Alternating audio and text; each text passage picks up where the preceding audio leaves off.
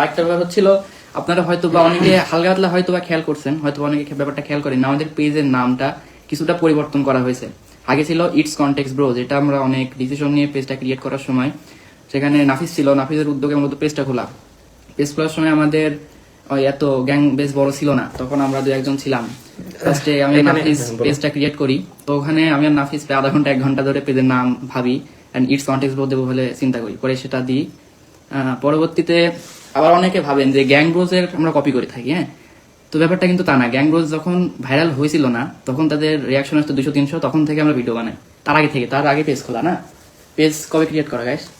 আমাদের page gang Broz, আপনারা অনেকে ভাবেন যে গ্যাং ব্রোজের থেকে নাম কপি করে যে আমরা আমাদের পেজের নাম দিয়েছি, কিন্তু না, আমরা হলো যখন পেজ খুলছিলাম তখন গ্যাং ব্রোজ নামের কোনো পেজ আমাদের সামনে সাজেস্ট করতো না, প্লাস আমাদের কোনো ভিডিও আসতো না ওদের কোনো। হ্যাঁ, আমরা ব্রোজটা ইউজ করি অনেক আগে থেকে।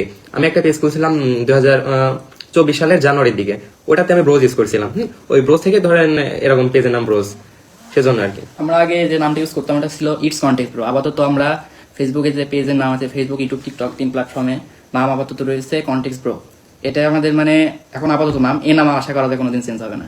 আর আপাতত কিছুদিন আগে আমরা একটা স্ক্যামারের মানে স্ক্যামার কি আমরা বলতে পারবো না, যে আমাদের পেজের নাম কপি করে পেজ খুলছিল, পেজ ক্রিয়েট করছিল, প্লাস আমাদের ভিডিও কপি করে ওখানে সে আপলোড দিত। বাট ওটা কাজ পরে কপিরাইট স্ট্রাইক দেয়, আমরা রিপোর্ট করি, পেজ 2-3-4-5 দিনের ভিতরে ডিলিট হয়ে যায়।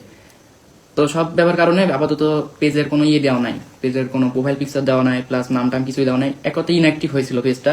তো আমরা আশা করছি পেজটা আবার অ্যাক্টিভ করার, কিন্তু এখনো ব্যস্ততা, এখনো সময় ব্যস্ত থাকবে, এখনো রেগুলার ভিডিও আসবে না।